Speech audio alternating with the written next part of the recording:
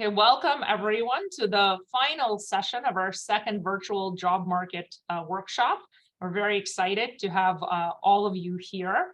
The reason we've put these workshops together is partly because the job market is a stressful time for many graduate students. So we'd like to try to demystify the process as much as possible and provide you with helpful suggestions on how to succeed at every stage of the job market.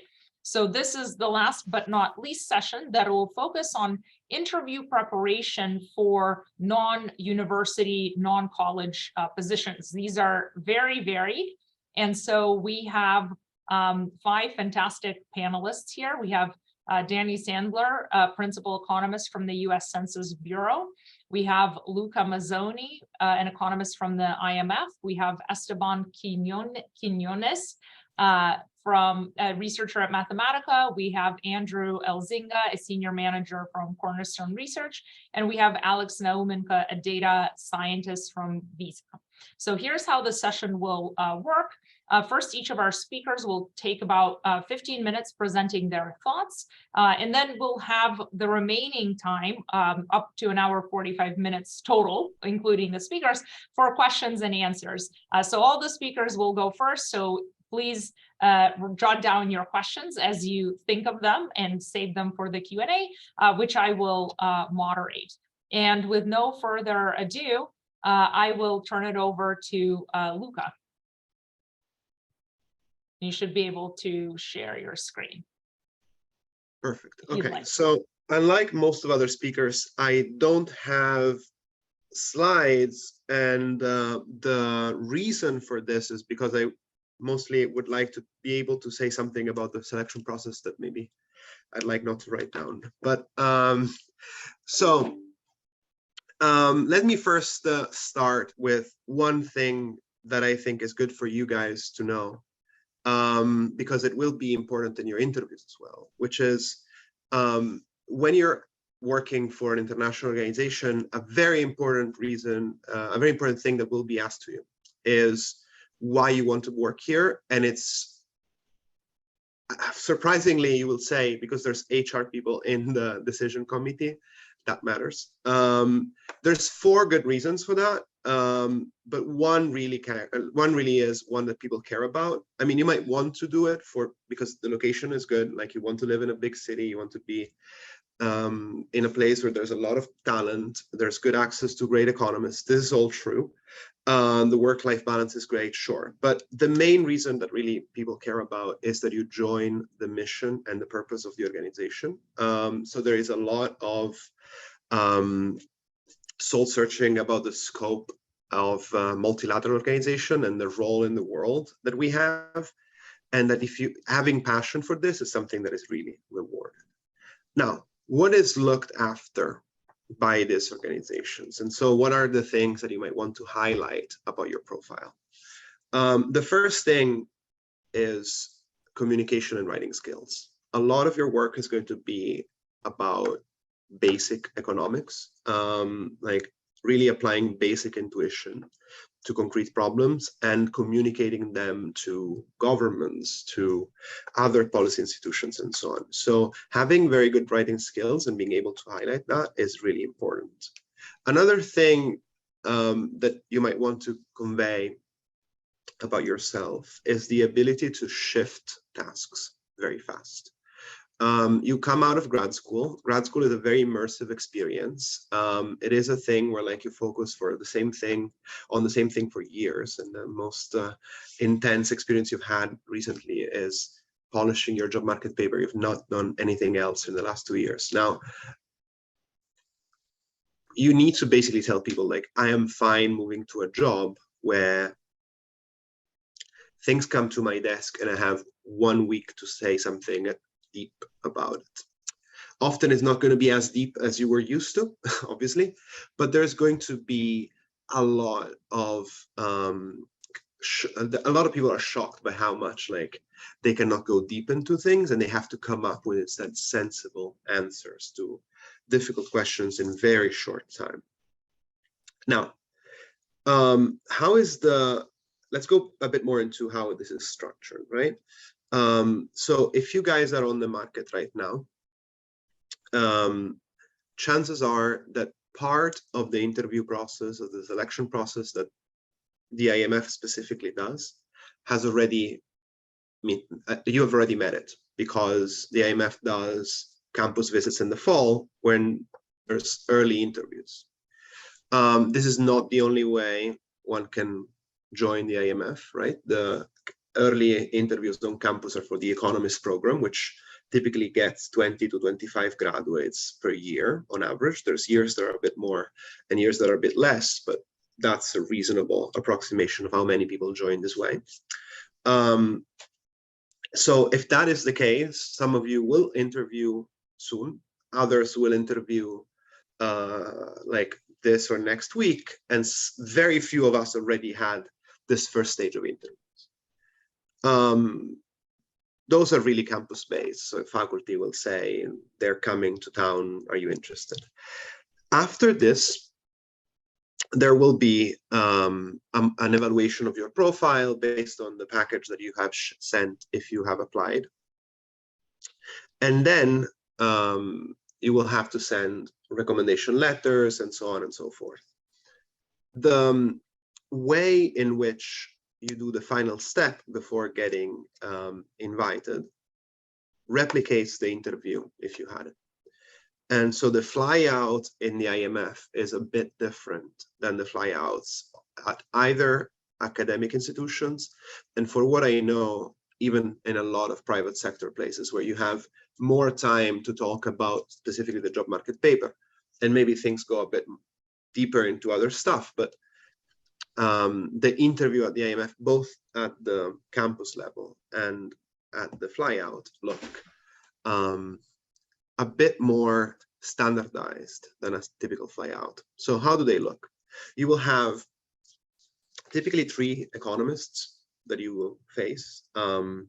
What we try to have is typically 3 economists that come from slightly different backgrounds. So you may have a person that works for the finance department, which is the department that designs programs. And so the people that like say, we can have a 4-year loan with Pakistan, and that's how it looks. You will have someone that comes from an area department, that is people that work specifically on one country and or a couple of countries, and they're more versed into the policy work on that specific country. And you may have someone that comes from, say, research or fiscal, which is people that do more research-oriented jobs, and they look at more general problems, sometimes focusing on a specific area of econ, right? Like it can be people that are expert in tax policy or labor market reforms and so on. So these 3 people will face you together with this HR person, and they will ask you typically 1 question each. The question will come from a very standardized approach where they ask you things about, imagine you are in a country that has high fiscal unbalances and so on. So in this fictional scenario, what they're looking for is the ability to project scenarios, to think about the basic economics of it, and to discuss what the policy alternatives would be.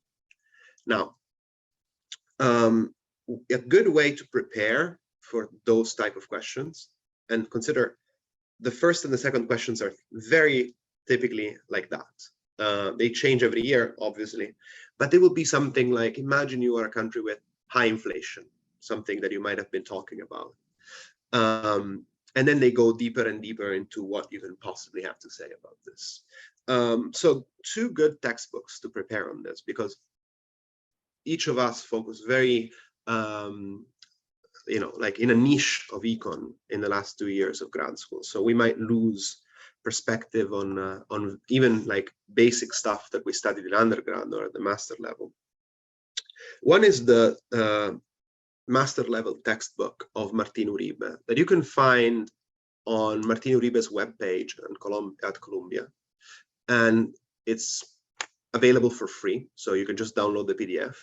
And one thing that Uribe did is he also posted the slides, so you can read the textbook once, and then when you're about to prepare for the interview or the panel, go through the slides, remember the basic concepts, what is a current account, why it matters, and so on and so forth. Another useful thing to do, and I understand that I'm like really advising for very basic readings. You want to maybe read the macro textbook by Olivier Blanchard. Also very basic, but it's very important that like you get those things. Then you will be asked about your research, because that's what you've done until now.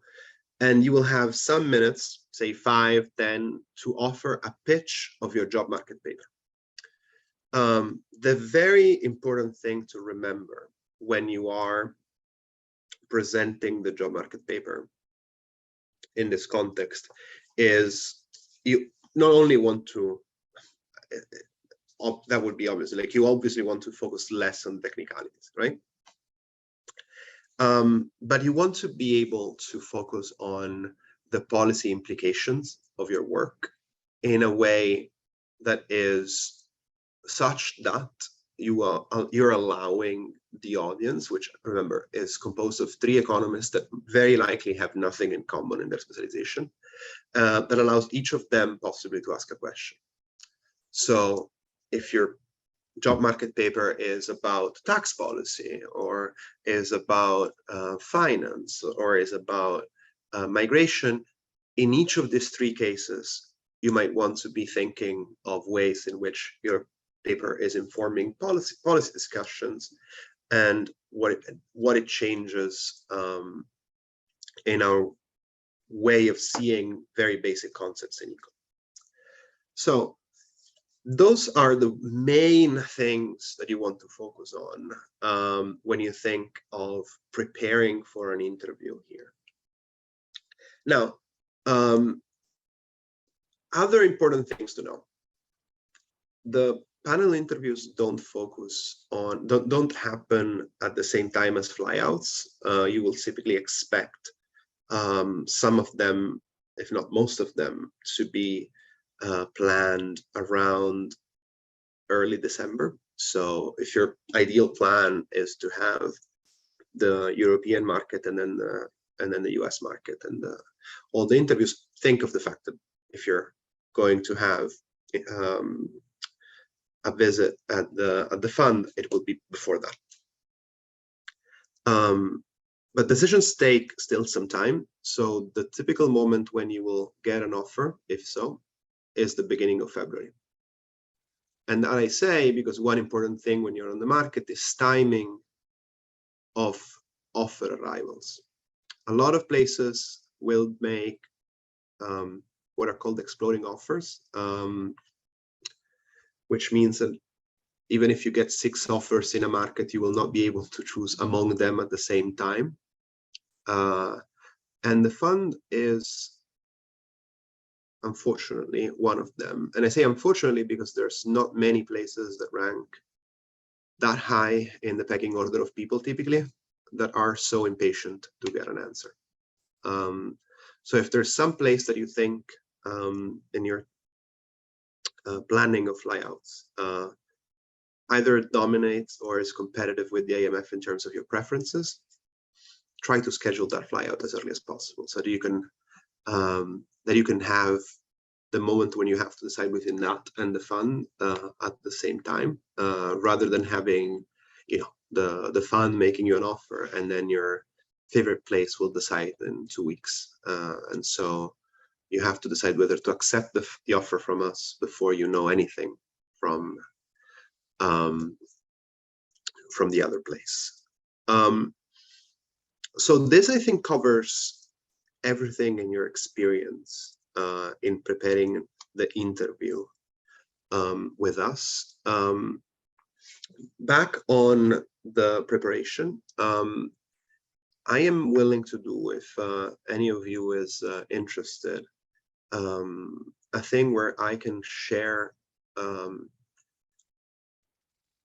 sample of a question that is typically asked. It's the thing I'm saying this is like I can only I'm very hesitant to say those things in writing, but there are the structure of the question is really, really important for you to focus on, because the first reaction you will have is, this is a very generic question. They're always the same, and they always require you to fill the question with assumptions and with categorizations. Whenever you're asked a question in one of those interviews, the assumption is that the question is not self-contained, and it requires you to make assumptions to be able to answer. And the quality of your answer is mostly about that mental structure that you're imposing on the question. So if in the answer you're saying something that is not exactly correct about what policy is there and that, but the whole way in which you construct the thing makes sense, it's probably as appreciated as if you say, you just go straight with your favorite policy and you discuss that narrow case. Both are imperfect answer. The best answer is an answer that constructs the general broad range of cases, and then is able to distinguish the policy conversation that you will have based on all of these scenarios. Let me give you an example, and then with this, I think my 15 minutes are over, unfortunately. So a very classic type of question that I think was very common in the past, and maybe it's going to be less common in the future, but who knows, is talking about public debt sustainability. And in the end, the joke that people make about the IMF is that the acronym doesn't mean International Monetary Fund, but it's mostly fiscal. And so a lot of questions focus on the fiscal. So public debt sustainability, you go to a country, debt is high and growing, what do you do? This is the classic generic question where you have to say a lot of things. Is the country growing? Is the debt domestic? Is the country in a recession, or is growth permanently low? How did this debt come about? What is the structure of the financial sector? And so on. So you have to make all of this categorization and then say, if this is that, this is that. Look, also, people will discuss in this kind of situations all the possible policies that relate. And so you will make the case, for instance, that some sort of consolidation is relevant in that case. Then again, you will want to be able to say, how does the policy vary across the scenarios that matter? So consolidation in a country that is poor versus rich, multipliers, you expect them to be different, small versus large, the same. So be able to basically say that at every steps there is a big it depends, and think on how many things this depends on.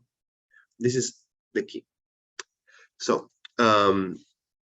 I thank you for your time, and thank you, Tatiana, for this great thing that we are putting up. I think we might want to go to the next speaker, or we skip to the third, and then we see whether the audio issue is fixed. I think we're all set. So thank you very much, Luca, for your informative presentation. And next up, we'll have Donnie Sandler from the U.S. Census Bureau. All right. So can you hear me now? Yes. Oh, good. All right. So apologize for the sort of mix up. My Census computer does not like Zoom. So thank you very much for having me. I do have some slides. I'm not sure if I or Luca are more conservative here. So I, to introduce myself, I'm a principal economist at the Census Bureau. And so I'll just talk about, I'm going to try to talk sort of broadly from a US government perspective, but as my experience is mostly from the Census Bureau. And so why I'd like Luca didn't put anything in writing. I felt like I had to have slides in order to provide this in writing, that these are my opinions, not those of the Census Bureau, and I am attending today in a personal capacity, not a professional capacity. So yes, I work at the Census Bureau. I have for the last around 10 years. I've been on both sides of the table, both the interview, like I on the interview side when I was getting the job at the Census Bureau, but then I've been on the hiring committee several times. But I've experienced serve the interview side from a number of other agencies. And so I remember the role there. And then my husband works at the CFPB, so I know a little bit about how they run their interviews too. So the basic structure of the interviews for most of the government agencies that I'm familiar with, they're going to be. Hey, sorry, Danny, but we're not seeing the slides advance. It's possible that you're sharing the wrong screen. We're still seeing the first slide. Okay. So you can get to see my disclaimer. But we heard it. Yes. Let's see. Let's try. Okay, that looks like a yes. So we see my perspective now. Okay, cool. All right. Perfect. So this is the slide I was on. Thanks for stopping me there. So the basic structure of the census interviews and the interviews of a lot of the government agencies are going to be a lot like the interviews you'll have with academic departments. But we typically request a longer interview time at the census and many other government agencies. And that's because we know that most of the candidates don't know exactly what we do. Like most people know what the Census Bureau is, but what economists do at the Census Bureau, we don't necessarily expect candidates to know beforehand. And so we reserve some time for census. We usually start with the explanation of what we do and why we're interested in economists. Some agencies flip it over and start with the sort of job market spiel and talking about research. But we do tend to ask for longer interviews so that we have that time to explain what we do and what economists do at our agencies. So this is sort of what we, our typical interview structure. Let's see. She missed it. Let's see. So, and the reason, and then so you don't need to prepare for the part where we explain to you what we do. Just know that that's why you're being asked for a longer period of time. It's not because we're going to expect you to talk a lot more about your research. It'll probably be about the same amount as your government or for your academic positions. But when you are talking about your research, we're sort of looking for different things. So you'll start with your job market paper spiel, like you would at academic institution. But different agencies are looking for different things when we hear you talk about your job market paper. So some agencies are going to be very interested in modeling because they are looking for merger analysis. So that's sort of an example from the FTC. Census is very much paying attention to your discussion of data and like how much data experience have you done? Are you on a co-authored paper? Are you the one that's doing the coding? Is the data that you work with small experiments, or are you working with larger data sets? Because that's really what we do, is large data sets, and the skills that we need are the ones that you need to sort of handle working with big data sets. So that's so Census very much well focused when we ask you questions about your paper. Well, we're going to be asking about the data, but other agencies will be asking about other things.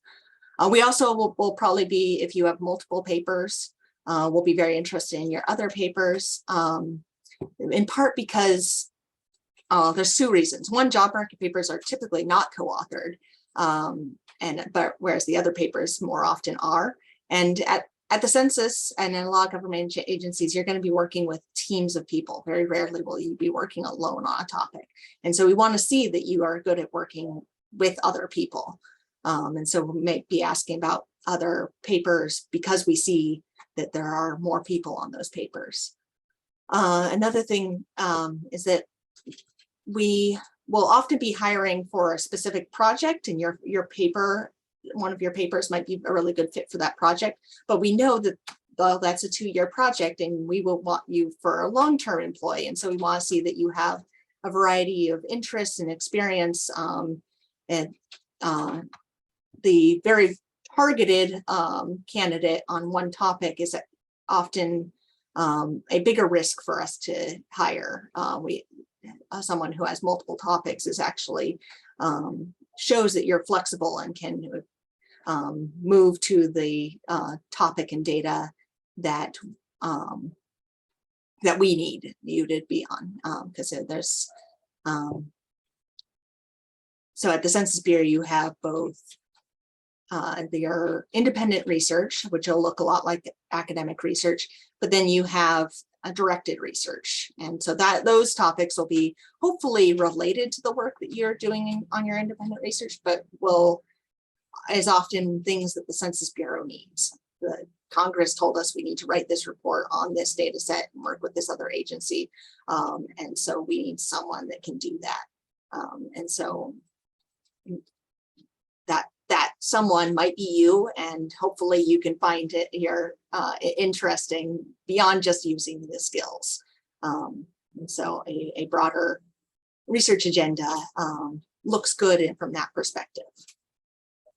Another thing that we will be trying to learn when we are asking questions during the interview is whether or not you want to work with us. If you are in the previous interview session, this is kind of similar to what the teaching universities are trying to assess. Is this, so we know that academia is kind of the default. And so we want to know that you would actually take the job if we offered it. It's not worth our time. It's not worth your time if you don't want our job. And so that's something we're trying to determine. It's something we determine when we are giving interviews too.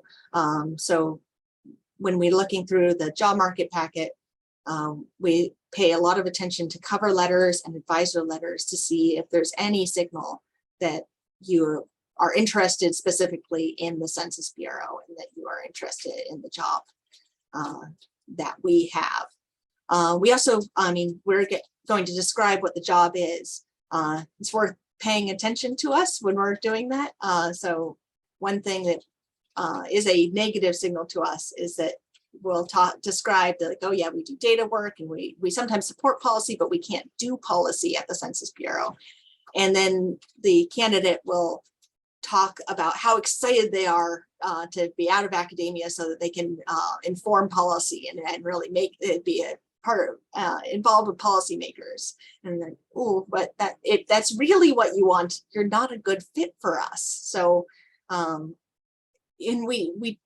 it's not necessarily we know people don't know what our job is going in, but we also are just trying to figure out if the person is a good fit. So that ends up being something that I think candidates think is talking about influencing policy, thinks would be positive in their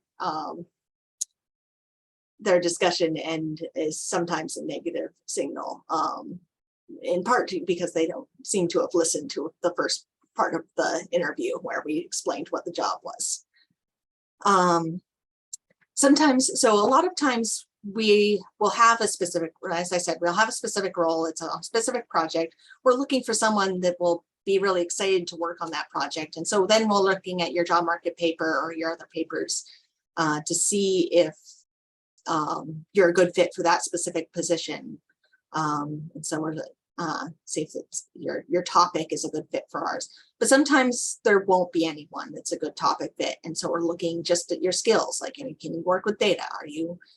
Can you explain the empirical analysis you've done?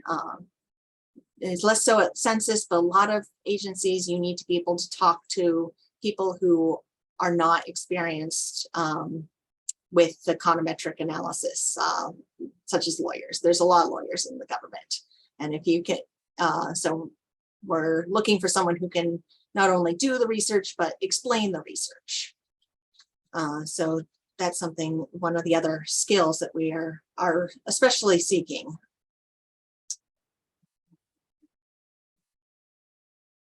Oh, so I think I had, sorry, my slides were a little out of date on this computer.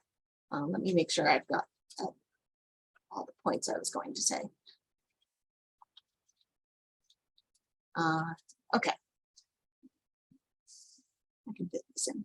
So I think that in the academic interview session, there was some discussion of that final question. So that's very typical. A lot of yeah, at the end of your interview, you'll typically be asked if you have any more questions, if you have questions for us.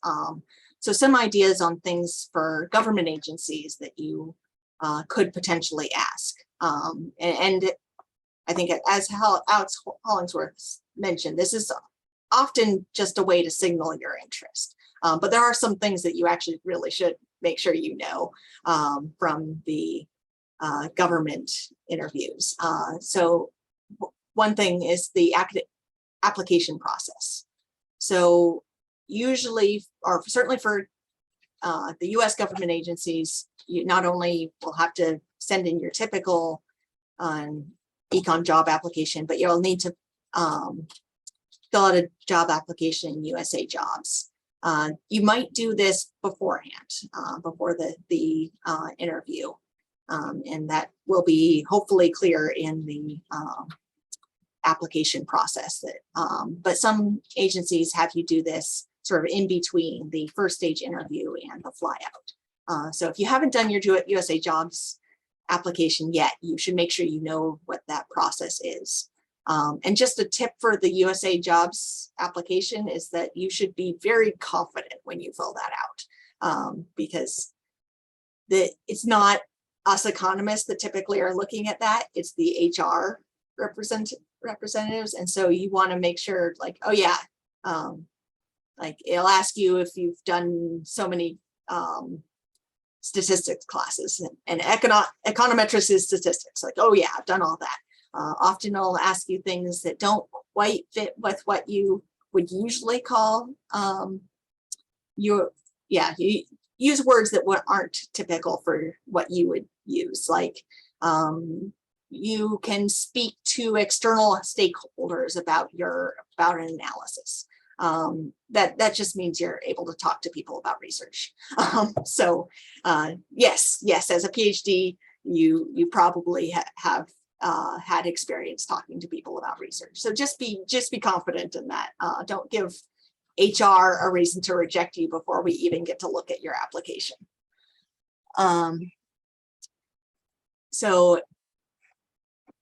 and then another question you could ask at the end of the interview is about the timeline. So if academic bureaucracies are one thing, government bureaucracies seem to be even more slow than most of those.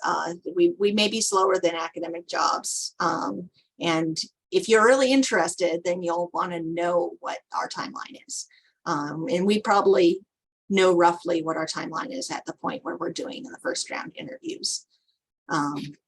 We may not know exactly because there's sometimes surprises in the hiring process. But you can ask and we will give you our best estimate. So that's worth knowing, especially if you want to wait for another job and you might get exploding deadlines on sure other flyouts that you do. And then if all of those questions have already been handled, there's lots of subjective questions, just like, what is your favorite thing about working at this agency? We know that academia is sort of the default, so you could ask one way that the agency is better than a job in academia. most of us really like our jobs, and so you giving us an excuse to gush about how awesome our jobs are is both signals interest, and we enjoy it. So so yeah, those are sort of and questions along those lines that get us talking about the agency will both make us feel good, which is what you want at the end of an interview, and will signal that you are interested in us.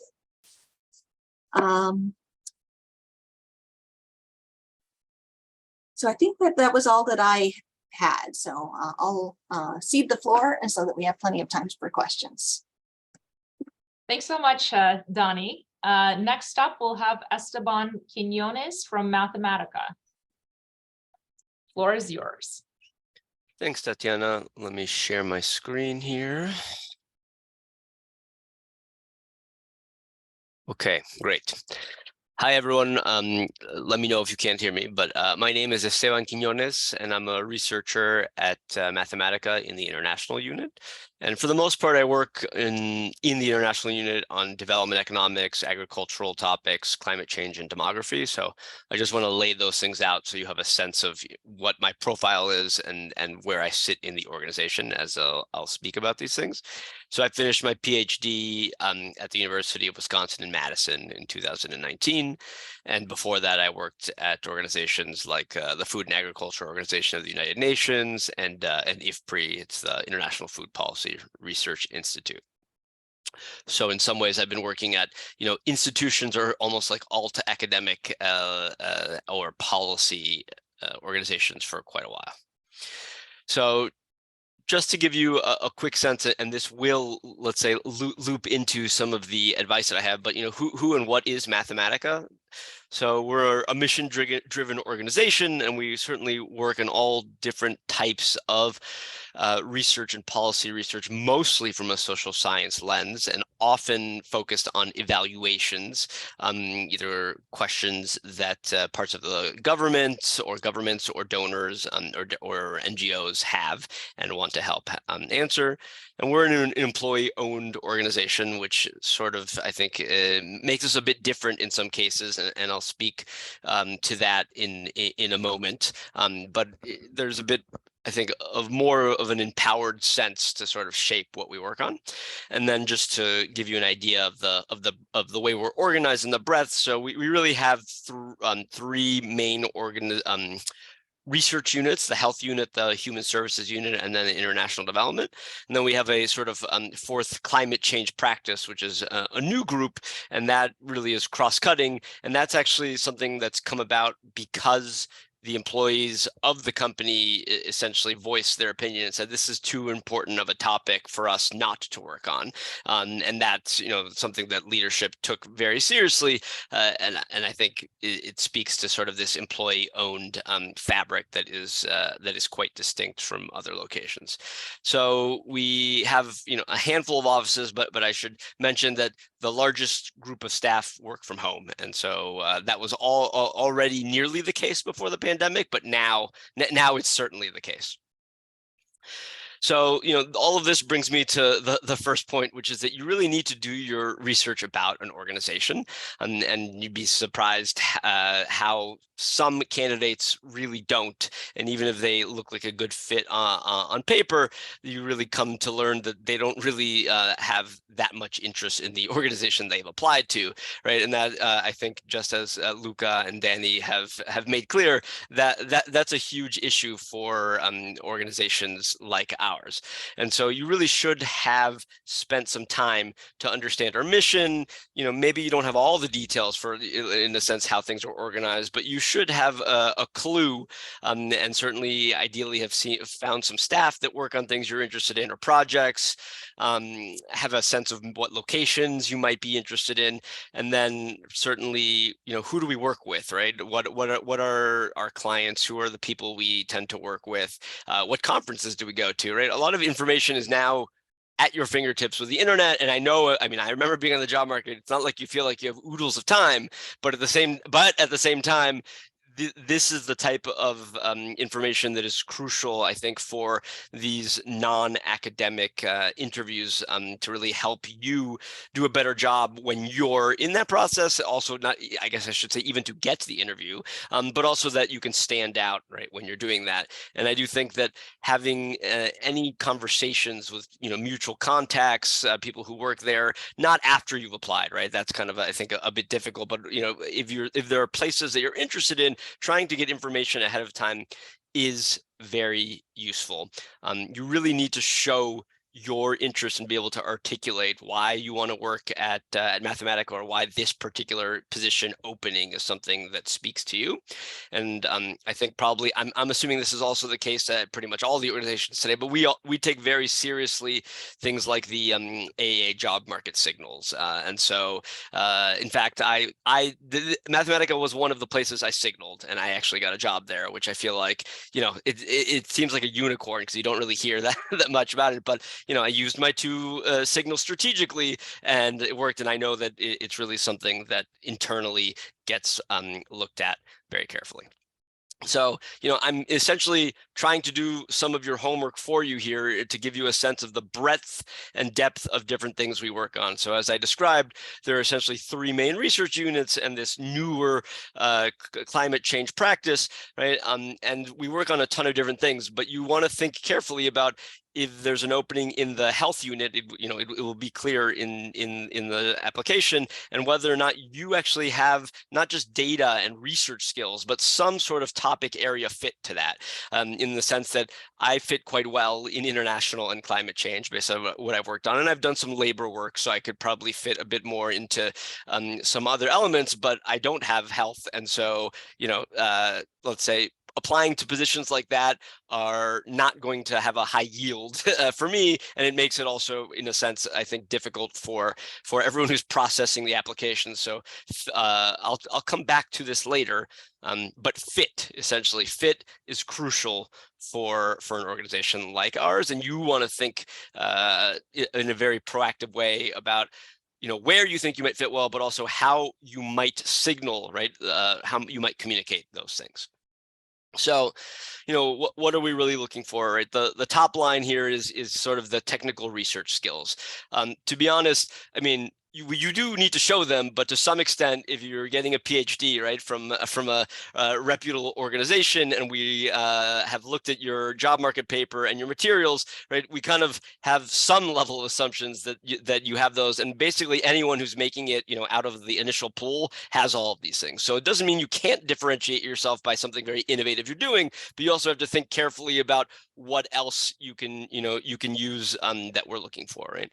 So you're definitely being hired because you have expertise in a specific topic area, an area where either we have lots of existing work or we think we're going to continue to expand into.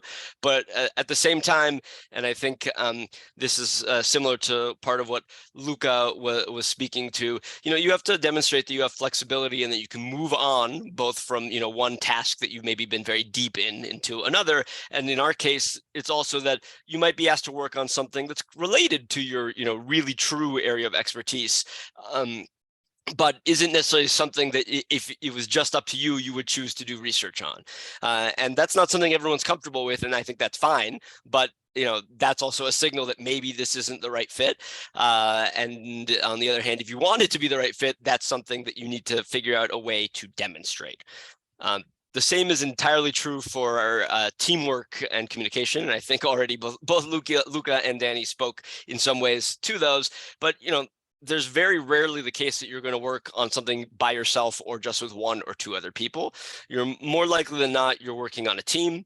There could be, 4, 5, 10 of you, depending on the size of the project. You need to be able to work with all different types of people, both from levels of education, but different disciplines, and also not just within the organization. So policymakers, implementers of projects, folks who sit outside of the organization and have different perspectives, right? And so can you connect with people? Can you communicate clearly, not just informal writing? Those things really start to matter quite a bit, I think, for differentiation, and for how well people work together, and how, in a sense, people are willing to do that. And then I would say fit, and fit obviously already, kind of covers some of the elements that we talked about above, but I do think at least at Mathematica and some comparable organizations, there's a very clear sort of like selection on certain criteria. So in addition to being a good researcher and being flexible, they very obviously are looking for people that are, very respectful and kind. And so at least in my experience, some of the behavior I've seen in seminars, right, you did something like that as part of your interview process, it's like you're basically out, you're done. That's just not how things fly. And so they're really looking for a combination of people who are very passionate about using their skills and make a better place, but also who really have this sort of value for respect and work-life balance and things of that element. And so that's something you want to think about. Again, how can you communicate that? How can you model that during your interactions? So another point that I want to make when it comes to Mathematica, and I'm sure other organizations like Mathematica, is that, again, yes, your research, both your job market paper and your other papers matter quite a bit, but so do these other elements, right? So, and I'm going to kind of talk about everything as experience, but it could be also experience or interest, right? We don't all have experience with all of these things in depth, but you can express that, oh, I don't have that, but I'm quite interested in developing that. And that also can, I think, go a long way during an interview. And so, your experience collaborating in teams. So, have you written other papers that, were with multiple other co-authors, potentially from different fields? Are you able to really lead within your area, but also work a bit outside of it on kind of similar things? Data collection is something we're constantly engaged in to complete our work and do our evaluations. And so what different types of data collection and different steps in the data collection process can you speak to that you've worked on? Similarly, there's the element of working on proposals, right, and bringing in funding. We're not let's say technically responsible for bringing in X amount or anything like that, but as part of this overall, I'd say, sort of teamwork culture that we have, there's always the interest on people who are willing to think kind of creatively and say, oh, sure, I can spend some time working on this part of the proposal with you. And so if you have demonstrated success with that, that's something you want to bring up. Another thing I'm going to add here is the element of working with different types of stakeholders. So just as in some ways Danny was saying, right, can you talk about your research with non-researchers, and in our case, non-economists? Can you do it with a wide range of people? Whether we could think about it as teaching and an undergrad, but we could also think about it as working with let's say a project manager for an NGO in a place where you're collecting data, or someone in one of the federal ministries somewhere who has a ton of context and topic knowledge, but maybe coming at things from a different angle than you are. And can you communicate things clearly, connect, and make a way forward so that things can proceed with the research and the evaluation you're doing? So the last slide I have here is really just to talk a little bit more about the interview process. So we hire mostly on the regular job market cycle, but not exclusively. So there definitely are things that get put out there otherwise. And certainly, there's kind of this cadence of maybe one or two shorter interviews that, kind of help us whittle the numbers down to really, the folks that we want to fly out. And I wrote, fly out with the single let's say either, I guess, apostrophe or quotation marks, because a lot of things have become virtual in our current element. But I think there's always an interest to doing in person, and it is slightly different, right? So we definitely want to have a sense of what the policy relevance is. I write framing because that was one of the elements that I completely changed about my job market paper. I framed it around sustainable development goals, as opposed to, in a sense, the part of the theoretical contribution I was making. And that was, I think, an important thing to do. We're looking for that type of adaptation. Can people do that? Of course, your job market paper is always crucial, but I think in some sense, having either a portfolio of papers that you can speak to, or being able to communicate how actually this brings out the, this other piece of evidence that you developed, and that's from a different paper, that really shows, in a sense, your productivity and your ability to communicate across different pieces of research. And so that's something that can help in a way that might be distinct from other types of jobs. And then certainly this, element of just, right sizing both your application, but your interview to the specific job opening. Are there particular topics that are mentioned that they want you to work on? Well, you should basically be very well versed in how to speak about those, even if that's not exactly what your job market paper was about. And the same is true for audience. You're going to have tons of researchers in the audience, say, for your talk and throughout the day when you're interviewing with folks, but not all of them are necessarily going to be in your area or are going to be PhDs or anything of that sort, right? And so can you have productive conversations about that? All of that, kind of falls into this element of effective communication. And, I mean, I've had plenty of these conversations too, but no one cares about like what software you typeset your paper or your presentation in. All they care about is that it's clear and that that you're using the tools to communicate things clearly, right? And the last thing is this sort of kind of redoubling of, fit and, in a sense, signal, right? So the day-long interaction is your opportunity to show the things that you've talked about, and some of that can include this this element of how do you signal that you are seriously interested, right? We have the same issue where we're not always sure that if we offer to one of our lead candidates that they're not actually more interested in an academic job, and if that's the case and time gets held up with that, then other offers that would have gone out get held up. So being able to signal really your true level of interest is something that's important. And I should add, I think advisors, right, can play a helpful role. Like we will call your references at times, and so advisors can kind of give a sense of, yeah, no, this is actually the job they would prefer. And if that's the case, they should try to express things like that. It's very helpful. And I think I'm over my time, so I should stop. Thanks so much, Esteban. That was really great. Next, we have Andrew Elzinga from Cornerstone. Thanks, Tatiana. I am not going to share slides either. I apologize, but I'll try and structure this in a similar to Esteban. I'll start with just a little bit of a background. I did a PhD at Brown and graduated in 2016. I went on the job market, so I'm relatively familiar with the process. I went on the market knowing I did not want to go into academia and was focused exclusively on the private sector. And that broadly meant for me to look at consulting roles and policy places like Mathematica were really my main two focuses. I'll speak largely to the experience of consulting today, and specifically as my employer at Cornerstone. And it's that kind of the framework that we have is not incredibly unique within the consulting realm, but there are some aspects of it that maybe are a little bit different at Cornerstone than others. So I'll try and give a broad perspective based off of my experiences.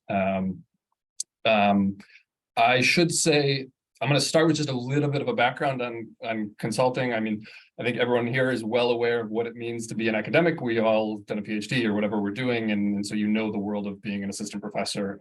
I remember going on the market and having no idea what it meant to work in economic consulting. And we acknowledge that most people don't know that, and I think part of our role in the interview process is not only to evaluate candidates but also to inform candidates about this role.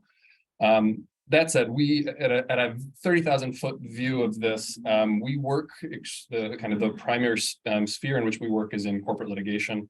We work with academic tenured professors at academic institutions to submit reports to courts to explain institutional features and analyses that are relevant to the issues for an ongoing litigation. So the end result of the vast majority of our work is a long report that we write, much like an academic paper. It's just aimed at a different audience. So we are not submitting this to journals, we're submitting it to courts or for judges or for other lawyers to read. And so as a common theme has come up elsewhere, it's obviously very important for us to be able to not only conduct rigorous analyses, but to be able to explain it in a non-technical fashion. So communication, writing style is also something that's important to us. Our work is very much, as is the case in any litigation, is adversarial in nature. There are plaintiffs and defendants of every single lawsuit. We don't work on both sides. We don't get to take both sides. We work on one of those two sides. However, we live in a world that's incredibly transparent. Anything that any code we write, any data we use, any documents we rely upon are turned over to the opposing side. And so to that extent, we make unsound methodologies, or we use the data incorrectly, we get called out on that, and it is the last thing in the world we ever want to do. And so for the reasons for that, and I'll get into this, is we care about empirical methodology. We care about your research, your ability to do sound research, because it's something that we do on a daily basis, and need to be able to kind of conduct rigorous analyses and then explain them into different audiences. And the last thing I'll say about the role is everything we do is in a team. We never work in projects alone. We hire primarily at two different input levels. One is at the PhD level, kind of everybody that's on this call, in addition to undergraduates. And so all of our teams are structured as kind of people that have been hired at the PhD position and maybe have more experience, in addition to a set of the undergraduate role. So these can be 5, 10, 15, I've been on a team of 40 people. So most of them are kind of in that 5 to 10 range, but you're working with other PhDs and what we refer to as analysts, but I think the natural analogy is kind of an RA to what you're working with.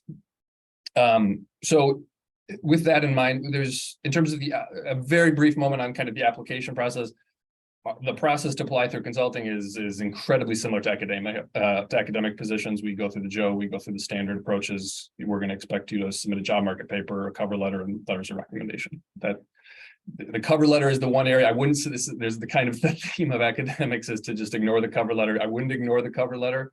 I don't write a novel. That's not the goal. Write a one-page thing that demonstrates your skills and that you want to take this job and that you're interested.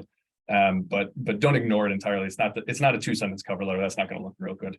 But the general framework is very much similar. In terms of the structure of an interview in consulting, these are 45-minute interviews, so they are on the longer side. I think I interviewed with a number of different firms. I don't think I had any 30-minute interviews. So this is the norm is to expect 45 minutes. The breakdown of that depends on whether or not the firm, as part of its interview process, does case interviews. And so these case interviews are opportunity, or I frame them as opportunities because I think they're actually interesting. But they're a set of questions based off of actual work that we've done. These are actual litigations that we've worked on, and it's 15 minutes potentially that we're going to talk about. And to understand how would you approach the problem at an incredibly high level. These are things that we will spend months on, and we're going to spend 15 minutes about. So the expectation is never that you're going to know and kind of propose the exact specification and the exact data that we're going to be working with. That's not the goal. It's more to see how you evaluate problems. But if there is a case interview, I would say the first 5-10 minutes of the interview is going to be background. It's going to talk about your experiences. It's going to try and understand your teaching roles, things that you like about the world in academia, things you don't like about your current role. Why do you want this job? Things along those lines, kind of the more qualitative type of discussion. We're going to spend the next 15-20 minutes talking about the job market paper. So we very much care about the research that you're doing, and we want to talk about it. So if you have everyone here, I'm sure, has a job market pitch that you're developing and practicing over a number of different times. We want to hear it. Every single interview that I do, I ask that question. Sometimes I interrupt after 30 seconds, and sometimes I let it go for 2 or 3 minutes, but that's the expectation. The next 15 to 20 minutes is probably going to be on the case, and it's kind of just a brainstorming session between the interviewer, kind of walking through the institutional features and kind of posing some really high-level questions. And then the last 5-10 minutes is an opportunity for you to ask questions of us. And so I'll come back to that. I know it's a common theme that's been up from others. Some firms don't do a case interview. If you don't have a case interview, you just allocate more time to the exact same topics. You might spend more time talking about your teaching, or you might spend more time talking about non-job market paper research. But the general idea is maybe you're gonna talk about your research. You're gonna talk about your what's on your CV that isn't your job market paper, and there's going to be a time for you to ask questions. So that is definitely common across all firms. that's, I think, the structure in terms of what are people looking for in these interviews. If it's not clear, we care about your research. The consulting firms we don't really, I don't think if you're going to get your job market paper published in the AAR, that is great. And I'm very proud of you. That's not the goal for us. If we want to kind of see, if you're getting your job market paper and published in the AAR, you probably are getting a very good academic job, which is congratulations. But that is not the goal for us. We want to see that you can conduct rigorous empirical methodologies, right? You can think about counterfactuals, you can think about alternative explanations and robustness checks. It's the skill set that you've developed while doing a PhD. That's the goal on this. And so we want to talk about your research, and we're going to ask questions about it. But whether it's not groundbreaking or going to reinvent the wheel of how we think about economics, that's not the goal of this. We just want you to demonstrate your skills. So that's on the research side. It's definitely something that's very important to us. We care about communication as well. We're going to want you to be able to do both. Within Cornerstone, we talk. We have very technical discussions, and so we're going to want to be able to ask you technical questions to understand how you would respond to them. But at the same time, our output, our creation, our work product is going to people who aren't econ PhDs, and so we're going to want to be able to have discussions with you to try to kind of understand, can you communicate the intuition of your work without having to dive into the notation of your modeling or the regression specification. If you get into your job market paper and you're talking about what your dependent and independent variables are, it's too much detail. We're going to want to keep things at a little bit more of a high level. And are you able to describe the economic intuition that went into your research, and why are you finding the results, and why did it make sense? Be friendly. I think we do everything on a team base. Be enjoyable, engage with the person that's interviewing you. If it's just you're sitting back in your chair and there's no energy whatsoever in the conversation, it's not a reason for us not to hire you, but it's also not something we're going to love, I'm sure. I don't think we're alone in that regard. I think that's a pretty broad advice. So come with some energy and engage in conversation. We want to hear from you. We're going to work with you if we hire you on a daily basis. And so I like to hire people that I like to work with. And so having some energetic people that are friendly is never a bad thing. And I would also, and this has been a theme that's come up on others, is have questions to ask, right? So I talked about this, that part of the last 5-10 minutes are going to be an opportunity for you to ask questions. You don't need to know the ins and outs of Cornerstone Research or the ins and outs of economic consulting. We are fully aware that most people don't understand this profession, but at least generate some questions that demonstrate that you're interested in it or that you want to learn about it. So ask questions about the variety of the different cases that we work on. How do you get assigned to different cases? What is the work-life balance? Like things along these lines that are common questions. And they don't have to be. So like what I did when I went on the market, I had a list of like 3 or 4 questions that I just recycled for each one of these consulting positions. I didn't have to like go in and really know something really specific about Cornerstone or Analysis Group or Charles Rivers. I had a set of questions that I could apply. You're all going to be busy. It's not a relaxing period of the PhD. So don't feel like you need to reinvent the wheel on each one of these. The person you're interviewing with, even within Cornerstone, if you ask the same questions to multiple people, they don't know that. Ask the same questions and just get different perspectives. It's a way to get different insights and save yourself some time. The last thing I'll say is just kind of thoughts about how to prepare for the interview. This is kind of obvious, but know your research, know your job market paper. We're going to want to talk about it. Know about anything on your CV that's not your job market paper. You don't need to have it you don't need to have a pitch for those other things, but it's not uncommon. I've been on interviews where on our flyouts, we have a 1-hour job market presentation where we're expecting you to present. So if I'm interviewing somebody that I'm about to attend their job market presentation, I'm probably going to ask them about something that's not their job market paper, just because I would like to learn it for the first time when I go to the presentation. So at least being able to converse and know kind of how to frame what your research is, what you're finding, how are you doing it. Know that for not only job market paper, but for other research as well. I think it's worth giving a little bit of thought about kind of these non-research types of questions about what are your teaching experiences, What went well? Give me instances in which you collaborated with other people. Again, a lot of this kind of the private sector is about working with other people. And so it's not shocking to me. And I had this experience that people wanted to know about my experience working with others and what went well, what went poorly, and why do you want to do that in going forward. So give some thought to that. It doesn't have to be a well-scripted answer, but at least gives a little bit of thought of it. You're going to want an answer to why do you want this job. Again, there are a lot of off-the-cuff answers. If you can give something that's a little bit more personal, that's not a bad thing. But that is I can almost guarantee you, if you're going to a consulting interview, at least one person's going to ask you, why do you want this job? You don't need to know the ins and outs of the job, just what you've heard at a high level. And the last thing I will say on kind of preparations is when we talk about this case interview, this is not a management consulting interview where we're going to ask you how many windows are there in New York City. That is not what we're doing. We're talking about an actual work that we do. We want to explain to you the types of kind of reports and analyses and cases that we work on. So it's an educational process. For your standpoint, we're going to brainstorm with you. Just rely on your training as a PhD. You do not need, there is no preparations. Do not prepare for this. You will drive yourself crazy for it. You're going to get something that you'll have no expectation for. So I promise you that. Just rely on your training. Think out loud, talk to the person that's interviewing you, think about empirical methodologies, counterfactuals, empirical, like diff and diff, event studies, these things that are generally trying to estimate an event or something, or if you work more on structural modeling, think about all those ways. So it's case study. I remember going on the market case and hated the idea of a case study. It's easy for me to say as somebody that's on the other side of the market at this point, but they're really not intended to be this. Once we're looking for one answer, we're really just trying to brainstorm with it.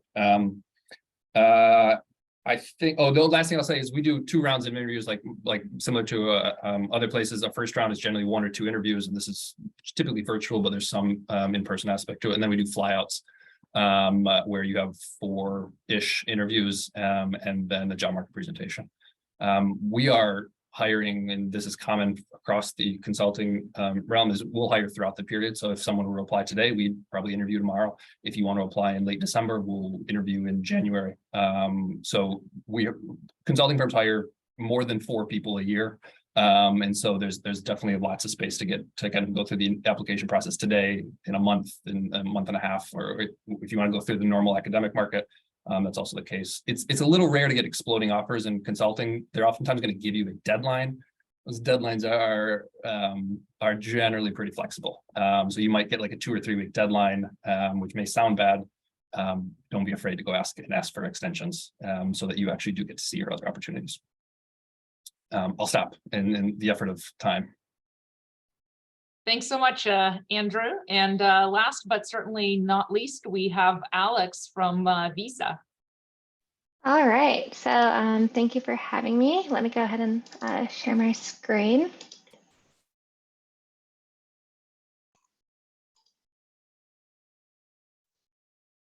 All right. All right, so I guess I should point out first and foremost that I'm more so kind of emphasizing the tech component of industry. And even still, I mean, it's just, I think like once you go into industry, there's such variety about how the companies can look like, or even within the company, the type of departments you could be applying for. So I'm really, it's just like, I think in my most honest way possible, relaying my experiences from my own kind of experiences, and maybe just like what I talk to with colleagues. But it might be, just kind of take that into consideration that it's not necessarily generalizable. And before my current position as a senior data scientist at Visa, I was actually a AP at James Madison. So I do also sympathize with the academic application process. And, so my advice kind of tailors from both pieces of experience. So first and foremost, just a quick kind of corporate disclaimer. Anything I'm talking about is just fully my opinion only. This has nothing to do with the views or opinions of Visa whatsoever. All right, so I think for me, the decision to pivot into industry, especially when I already had kind of like a tenure track position, was a really tough one that involved a lot of soul searching. So maybe this is obvious, but I think it's just so important to really know your preferences and do a really intense kind of cost benefit analysis for yourself based on your own preferences. What's the right career for you? Because I think if you kind of go through this really intense thought process and then you decide that industry is what you're after, you'll have more success, because I think you'll really kind of like you'll kind of manifest that better, you know, like if you really decide industry is interesting to you, you might like keep up with industry trends or like learn their jargon better, like you'll just be more invested. Or if you decide government's really fascinating to you, that's kind of a different avenue of just some of like the skills you'd want to pick up to do well in interviews. So I'm just going to go over some things that kind of really came up a lot in my discussions when I was in my soul searching phase, trying to decide whether I wanted to go into industry. So starting with some kind of obvious benefits of industry. So the pay does tend to be better. I remember I used to look at like, you know, Glassdoor levels at FYI, and I honestly used to think that people were just like exaggerating, or it was some sort of skewed sample that like, I don't know, like if someone got really excited about their specific job offer and they're on there to show off, but the people that, you know, didn't get such a good offer just don't really go on there. But then just going through different interviews and things like that, I think I can confirm that I think it's just a general trend that industry kind of does tend to pay better. It really helps a lot with the two-body problem. So industry jobs, at least before COVID, you know, they tend to be more concentrated in cities. So if you have a partner, it helps a lot that you don't feel like kind of their career might have to be in some way compromised. If you want to pursue your dream of being academia, and your best offers are like in a small college town or something like that. And now I think there's a lot more kind of fully remote positions in industry, which can be a great benefit for that same type of dynamic. And I really, for me, I think I had a lot of frustration with kind of chasing data, spending a lot of time cleaning it, and then learning that data was no good. So I think a really nice thing about industry is that their data sets are honestly just like incredible. Like at Visa, just the amount of just spending data we have globally. It's just like, if I knew about this data in my grad school experience and I don't have some means of accessing it, I would have loved to use that for my dissertation, because I think, you know, all the different avenues you can go with it is, you know, absolutely fascinating. And while it's not perfect, it's just kind of like a big playground. And you can kind of like jump right into the fun stuff. So some downsides, there is less time autonomy, and that's something I struggle with a lot. Like I think I just really appreciated in academia just that feeling of like, if I wake up on a Tuesday and it's not a teaching day and I don't know, I just felt like burnout or something, I could just go on like a road trip and like clear my head, you know, and I didn't feel like I had to tell anyone, I didn't like report to anyone. There was no like timesheet where I had to like account for that, you know. It's just, I think that's an amazing benefit of academia, which is really hard to give up. So I think in industry jobs, like I think when you have a PhD, you don't just get some like entry level position where you're micromanaged by some manager. You do kind of get like a position with, you know, pretty good autonomy for, you know, considering corporate life. Or I don't know, I feel like have to go drop off your kid somewhere or something like that. Like normally you kind of just do what you need to do and it's not a big deal. You don't have to like ask for permission in advance or anything like that. But I mean, it's still like different than like just academia where you feel like there's not really an immediate like authority that is in some way knowledgeable about your time use. And then I think another downside is, I mean, we spend a lot of time on our dissertations and other miscellaneous papers. And I think there are some non-academic jobs that kind of like, I think more so I've heard about this stuff in government, but you know, they kind of encourage you to still allocate some time towards pursuing research because it makes their company look good or that agency look good. But I think in a lot of industry companies, especially like from what I've heard around tech, like it's not really a thing. Like if I asked my manager if I can spend like every Friday working my job market or on my dissertation, they'd be like, why? How does that help us? And understandably so. So you have to be super motivated. Like if that's important to you, but you want to interest your job, like you're basically going to be working on that on weekends. And I feel like a lot of people that tell themselves that they're going to keep working on their dissertation after getting an industry job, they usually don't. Just being honest here. And then I think like this one was actually really hard for me is when and I think I'm more so talking about being like a data scientist, right? Because I think I mean, there are people in this panel that literally their title is economist, right? So obviously this doesn't apply to them, but more so like kind of the data science route. You kind of get this reduced sense of being an economist in the sense that I think me having a PhD in economics helped me in the beginning. Like it probably helped my base pay, probably helped like get like a more senior position and things like that. But after that, like, you know, someone with a master's in like comp sci or something can like blow me out of the water in some aspects of my job. Like, and in general, like, I don't think it's like this like celebrated thing. Like, oh yeah, we have this economist here. Like she's gonna save the day. It's kind of more just like, you know, we're all kind of like, I don't know. It's like the engineers and the economists, like, they're on the same playing field. It's just sort of like fades away as private identity in the workplace,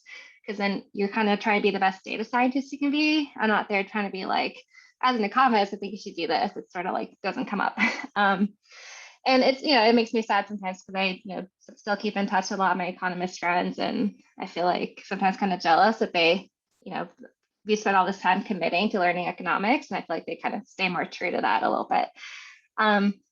And then the ambiguous stuff, so I kind of already touched on like some work-life balance stuff. I think what I really like about industry is that I think with academia, it's not as like structured.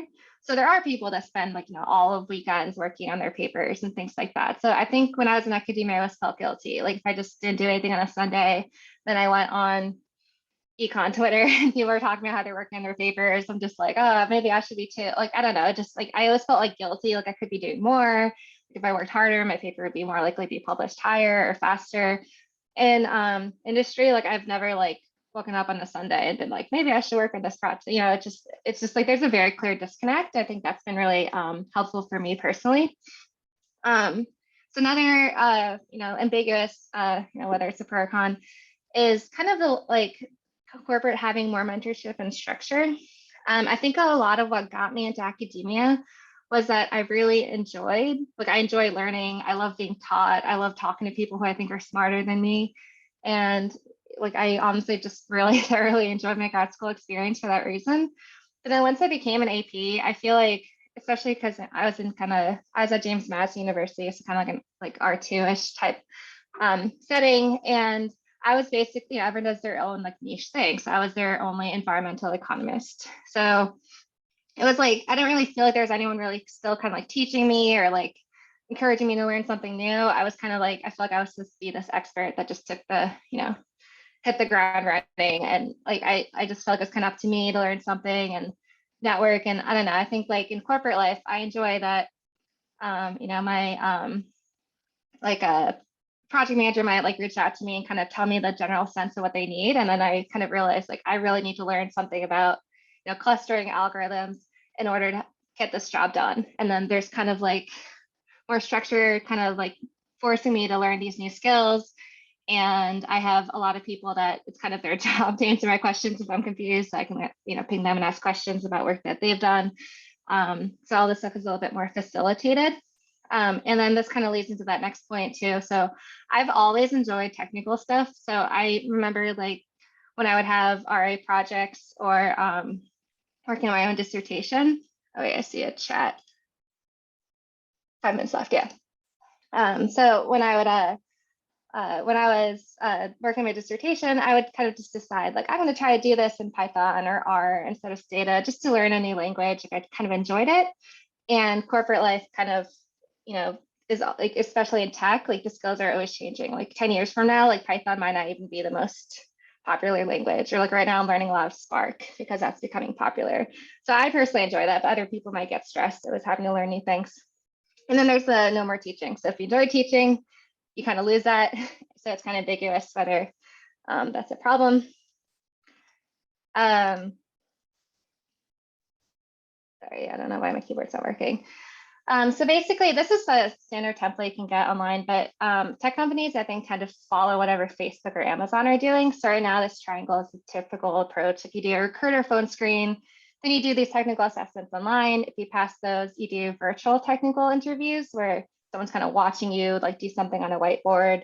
And then there's more like business case study stuff. And then the final day is this on-site thing, which they call a super day. And you basically just talk to a lot of different stakeholders and convince them that your ability to translate data into something meaningful is effective.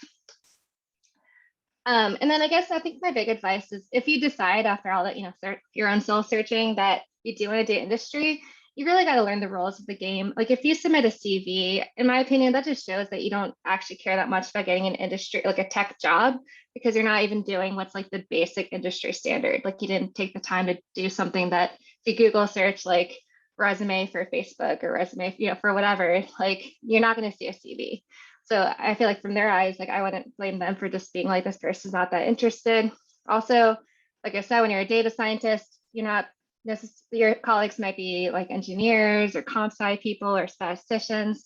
So whatever you do that's specific economics, like figure out if there's a more general way of describing it or more like, like in their LinkedIn page, they might, for the ad, they'll be, they might call data processing it. So then, instead of saying data cleaning, just try to be compatible with that and say data processing.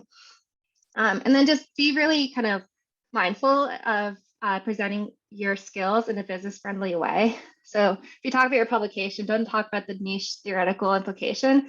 Talk about it as like evidence that you can like share insights in a meaningful way and advise people. And if you're just nerding out about something concrete about like eigenvalues to like a project manager that you're interviewing with, it just shows that you won't be able to effectively talk to stakeholders and keep their interest. So just be mindful of that. And then my last piece of advice here is that if you're not a pro at Python or R yet, since a lot of us do kind of have like tend towards like Stata or SAS, I think in econometrics, just kind of stress that you have the ability to think about things from a programming perspective, and that that like the work that you've done was kind of demonstrate your ability to learn a new skill as needed, that it's just simply syntax, but that the skills will translate. So, if you don't like excel at these technical interviews, I think you can still kind of like maybe describe how you've done a similar algorithm in R instead of Python. And sometimes they can be understanding of that. So yeah, I think that's all I've got. So I look forward to fielding any questions you might have. Thank you. Fantastic. So thank you so much, Alex. Now we will jump into the Q&A. Just as a reminder, you can either raise your hand or put your question in the chat. If you're not comfortable sharing your question with everybody in the chat, you can message it privately to me and I'll read it out loud so that those who are watching the recording can also see it. We did actually already get a question about the IMF and government agencies. We got quite a few. So I'll read two of them out loud and then we'll answer them. I'll read the other one. So first is, are the positions of government agencies open for non-US citizens? And then this is a question for Luca. What's the main difference in the Economist's position between IMF and other government agencies like the Fed? We'll start there. So on the citizen question, it depends on the agency. So the U.S. Census Bureau cannot hire non-U.S. citizens, but some other agencies can. So you should both put on your CV what your citizenship status is, because we need to know that. And you should look, because all the agencies should post whether or not they can hire non-citizens. Okay, Luca? Yeah, so there's the question is a good question because there's a good amount of differences between the way the IMF works and the way the Fed works, coming to your example. So some institutions, and the Fed is a government body, so it's doesn't fall into the same category as the fund, which is a multilateral. So let me go through a bit of this. So relevant multilaterals that you might be interested in, if we limit ourselves to Washington, D.C., things like the World Bank, the IMF, the IDB, and then there's others, right? These OECD or the BIS. They vary in the degree to which research is a core to their business, or in the degree to which the research department is an integral part of the business or a separate one. So If it is a core part of the business, that's good, because for you as a PhD often, because it means that a lot of the things that you were used to, like the flexibility in using some technology, the fast pacing adoption of stuff, that tends to be, even controlling for the age of your colleagues, higher. The other thing is whether research is separated from the core business. A good example is the World Bank, where the research department is basically not touching the policy part.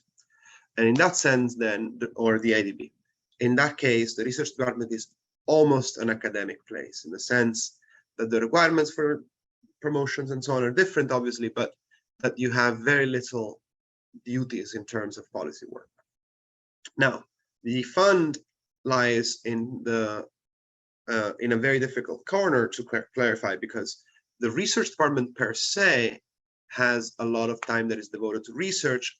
All the non-research positions are positions in which you can, in principle, do research. I personally do a lot of research, so it's not particularly linked to being specifically in the research department. On the other hand, because the IMF is not an institution whose core business has research in it, you have to be a bit more independent in crafting your own space, because the whole institution does not revolve around the fact there's 100, 150 people, 200 people doing research per se. So the institutional constraints are slightly different. I'll close on the Fed board. The Fed board has research economists whose main evaluation is based on how much research they do and the quality of the research, and the share of research to policy work is a bit more structured, in the sense that they typically have 70% of the time devoted to their own personal research, and the 30% policy work is typically like you learn about something that is a topic that you have assigned in advance, like it could be commodity prices, labor markets, finance, and then your role is to basically produce information that the board uses when making policy. So you are what the leaders use to understand what's going on in the world in that particular moment of time. So depending on how close you want to be to the research community, or how much you want to have a job that is closer to the policymakers, different policy institutions offer a very varied mix. Be sure to end up in the place. I mean, if you have the option to be ending up in the place where you get your favorite mix. Okay, thanks, Luca. And this is actually related to what you just discussed. It's also a question for Donnie or Luca. After you get an economist job, is there any publication requirement like tenure in academia? What does the evaluation system look like? So for most government agencies, there's sort of a 1 year, or at least, yeah, the US government agencies, there's a 1 year trial period, but then you essentially have tenure. It's very hard to fire a government employee. And so you will not, I mean, there's no tenure that if you don't get good publications, you will lose your job. For like the Census Bureau, we do research, and there are research expectations that matters for promotions, that matters for the annual bonus. But it so it matters, and it's valued and rewarded, but not there's no up and out like the academic tenure system.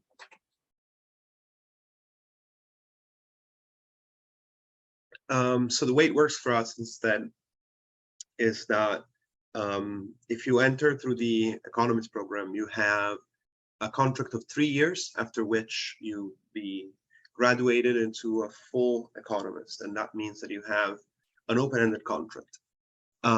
Publications don't necessarily enter into the equation, because there's some people whose job description leaves no time to publish, which is a very time-consuming process that would not be compatible with some job assignments. Obviously, though, people that publish, especially that publish during their time at the fund, will benefit from it. Not only in terms of outside opportunities, which are not really something that you can use in internal negotiations, but especially in the internal market, there's some places within the fund, which is a microcosm of labor market, where people would value that publication a lot. Thanks, Luca. Roberto, go ahead and ask your question. Yes, thank you. So I actually have two questions for Luca. First of all, let me just thank all the speakers. This has been great. It's very enlightening, all the presentations. Luca, I have two questions, one about age and one about traveling. So about age, I know that the IMF has some limits, some age limits for interns, PhD interns, and also a limit for, I think, young economists or some positions when you start working there.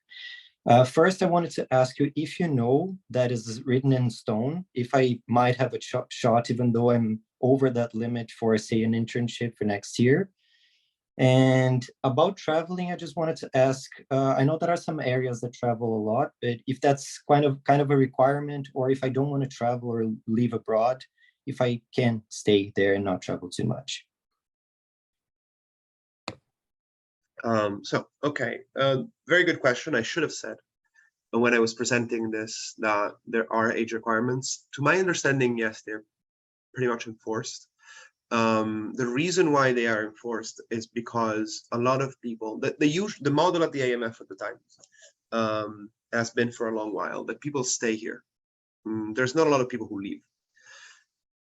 There's a lot of investment in like basically investing in the human capital of economists here for the long run, and then people retire early.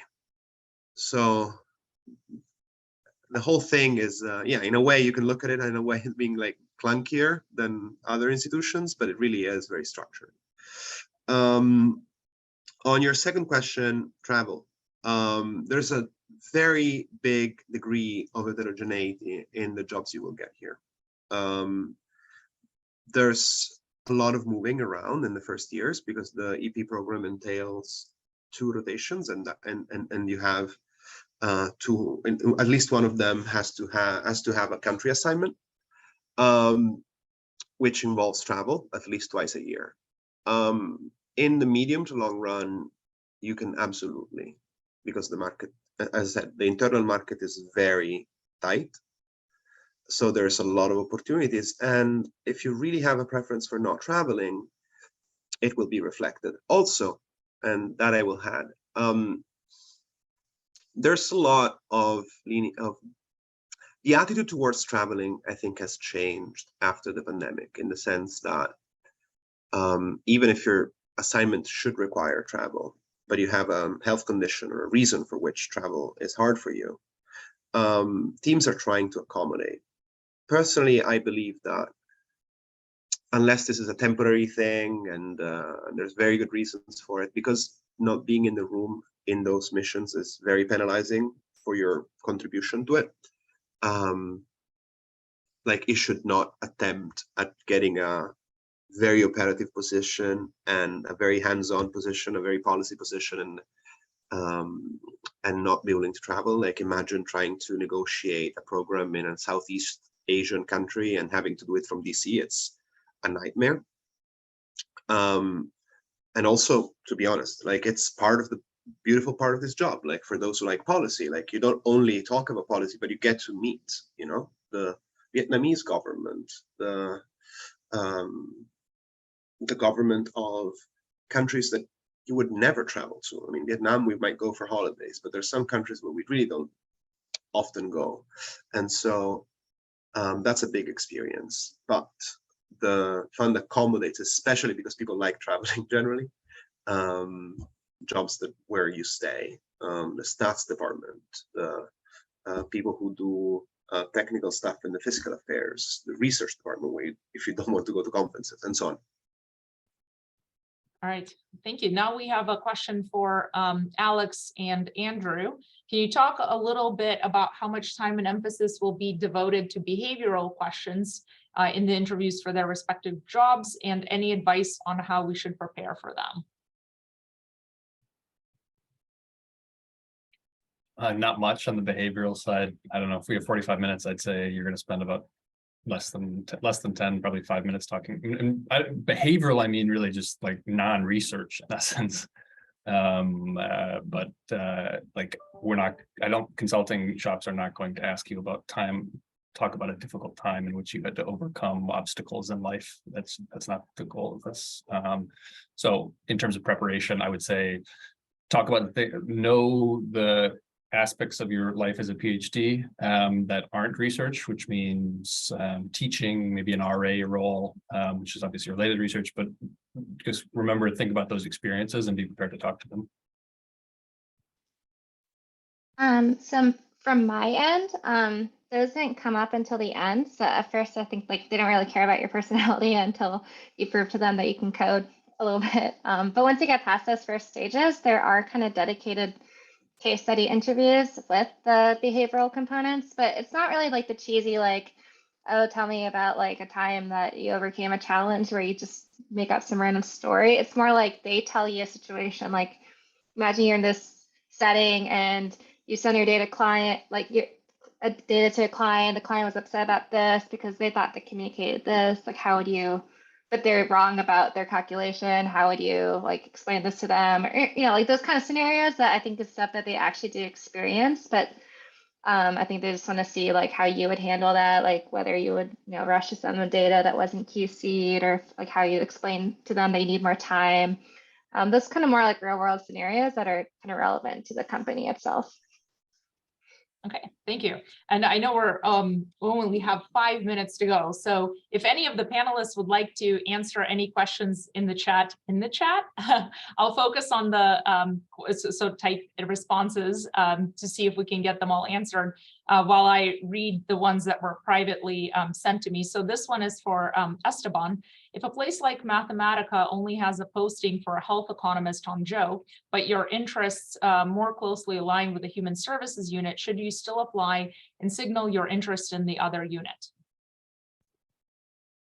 Sure, that's a good question. I think that it's worthwhile applying, because certainly everyone's kind of talking internally, and if we see a candidate where there's someone that might be a really good fit for excuse me, a different unit or a different group, those things can get flagged. Of course, in a sense, the probability of that return is lower than even, let's say, just let's say a decent fit for the health position.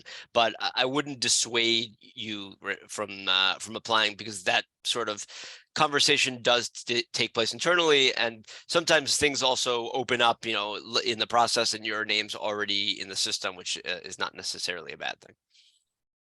Okay, great. And then another question for Andrew, Esteban, and Alex.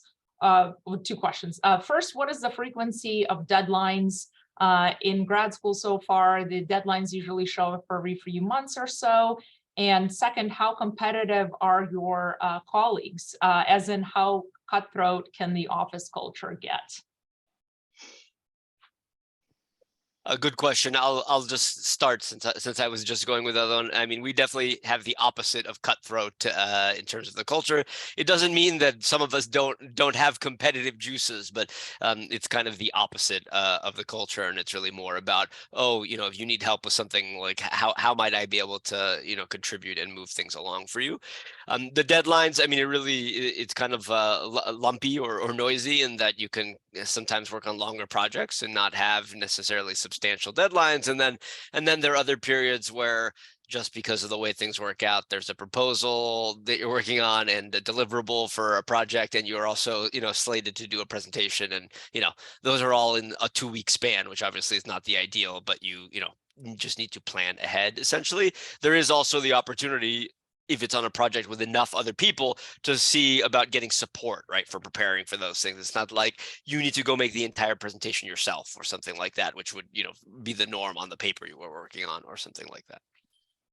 I'll leave it to the others. Okay.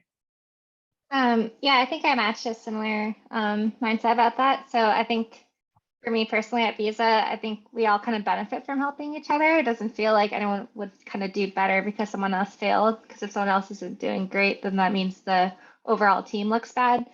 So I've never experienced like something I would consider like, cutthroat culture. And in terms of deadlines, I think it's just like in data science, things range from just being like a really simple like data pool and like, you know, calculating something for someone that's not very like data literate, or sometimes it can be these complex machine learning algorithms. And I think the short stuff, like there's usually an expectation of quick turnaround, but it's kind of up to you to just let them know if you have that bandwidth. But it's not something that would be like, you know, you're not like stressed over, it's like quick. And then the long-term stuff, I think it just sort of depends. You just kind of update your teammates and managers as you go, and you sort of like decide accordingly what next steps are and what's like reasonable timelines. I'll be real quick. There's a huge variation in timelines. In average, maybe is a couple months. Every couple months, you might have a deadline of filing a report, but it can be as short as 2 or 3 weeks. There can be a year in the future. There's huge variation. There is no cutthroat aspect here. That my promotion and success at the firm is independent of the people that are hired with me. It is very much a collaborative firm. We hire people we want to work with, and then we get to work with them. And it's not my goal it's not, we don't hire 4 people with 2 of them getting promoted. We hire 4 people for 4 people to get promoted. Okay, and maybe the last question could be for Andrew to explain a little bit more about the differences between econ consulting and management consulting, and why does econ consulting want PhD students? Yeah, so we are not a management consultant. Like management consultants are people that are going to go to a company and fix all the problems that are at that company.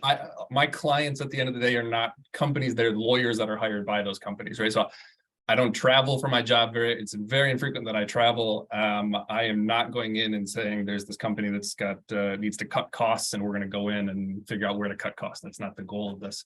Our role is far much more focused on there are legal disputes within an industry that deal with economic issues, and there are questions about what is the appropriate economics, and how do you interpret the economics appropriately. And as I'm sure you're all well aware that different people can look at the same data set and come to different conclusions. And so our role oftentimes is the reason we need PhDs, because we're doing the similar types of analyses. We're analyzing data, we're analyzing certain kind of features of a marketplace, and trying to understand, well, what are the economic incentives? Why are they working in such a way? And to analyze that, you need a PhD. I don't think that's the goal of a training of a PhD, is how to think about like an economist. And I continue to think like an economist on a daily basis. It's a rushed answer because it's 4 o'clock, but there is a huge divide between economic consulting and management consulting. We are not. I'm not interested in management consulting. Okay, well, thank you very much. Unfortunately, that is all the time we have for questions.